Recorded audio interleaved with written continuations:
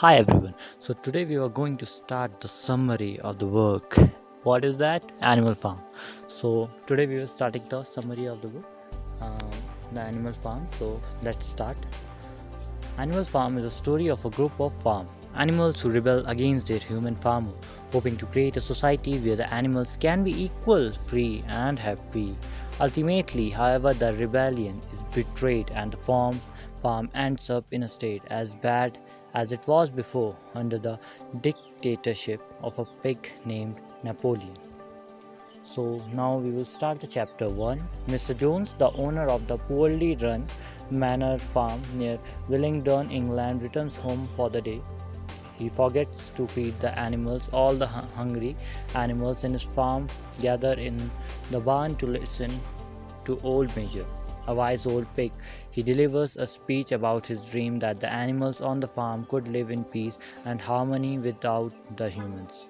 Old Major says, "Man is the only real enemy we have.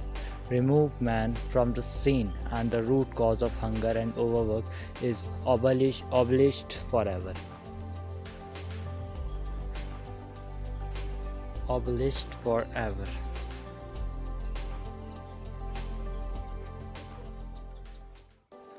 Man is the only creature that consumes without producing. He does not give milk. He does not lay eggs. He is too weak to pull the plow. He cannot run fast enough to catch rabbits. Yet he is lord of all animals. At the end of the speech, he teaches the animals a revolutionary song called Beasts of England. Chapter 2.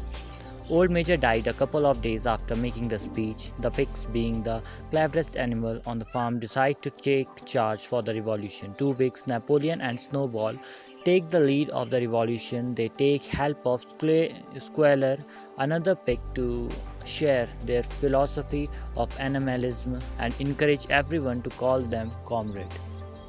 About 3 months later, they staged a revolt and drive Mr. Jones off the farm.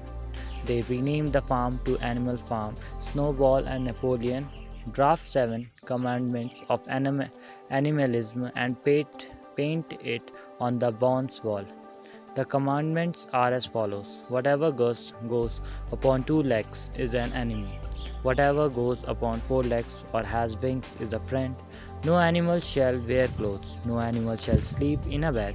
No animal shall drink alcohol. No animal shall kill any other animal.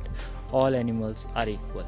Chapter 3. All the animals work extremely hard, and the first harvest is a huge success. Each animal gets his fair share of food.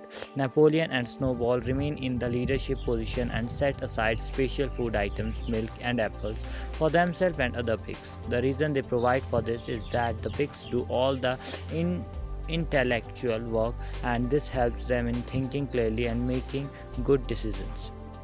They threaten the animals that if the pigs fail to do so, Mr. Jones might return back. Snowball teaches the animals to read and write, while Napoleon educates young puppies on the principle of animalism. On Sundays, all the animals of the farm gather for a general meeting to discuss their issues. Napoleon starts to oppose all of the Snowball's ideas. Sorry for the disturbance. Today also my neighbor's dog is barking. Sorry. Chapter 4.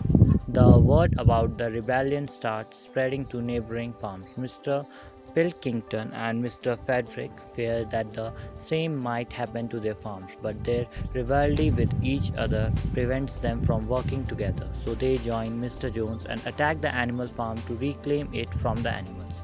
Napoleon was expecting this to happen and had already planned ahead for it. The animals defeat them in the Battle of the Cowshed, and Mr. Jones flees and never returns. Chapter 5.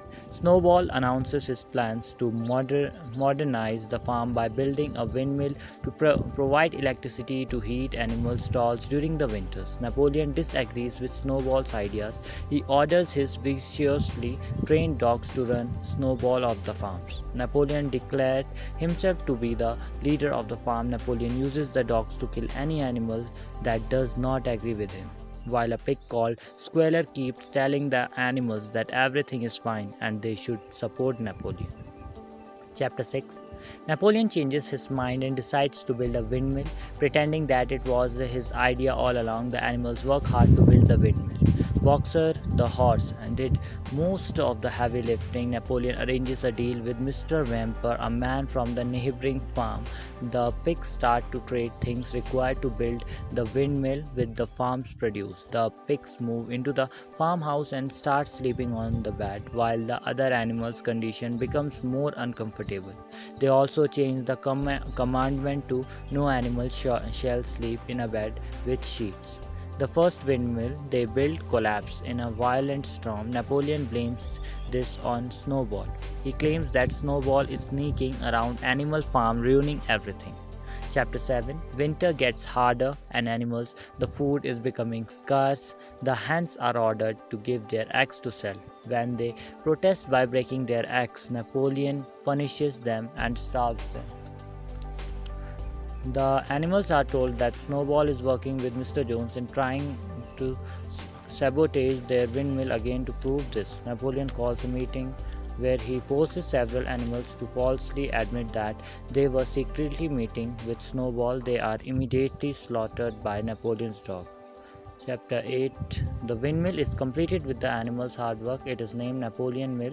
Mr. Frederick attacks Animal Farm with armed men and destroys the mill using blasting powder. The animals fight them off in the battle of the windmill at great cost. Boxer, the horse, is injured badly. Napoleon behaves like a king on the farm.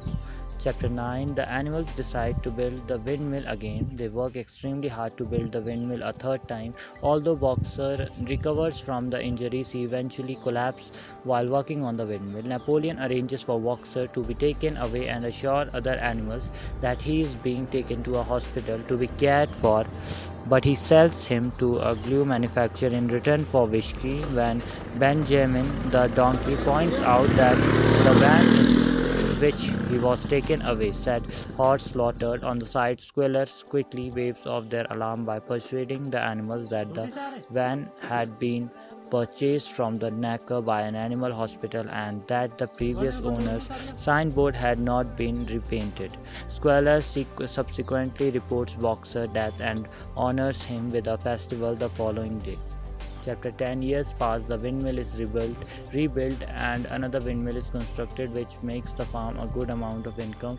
However, the ideas that Snowball discussed, including stalls with electric lightning, heating and running water, are forgotten, with Napoleon advocating that the happiest animals live simple lives. In addition to Boxer, many of the animals who participated in the rebellion are dead.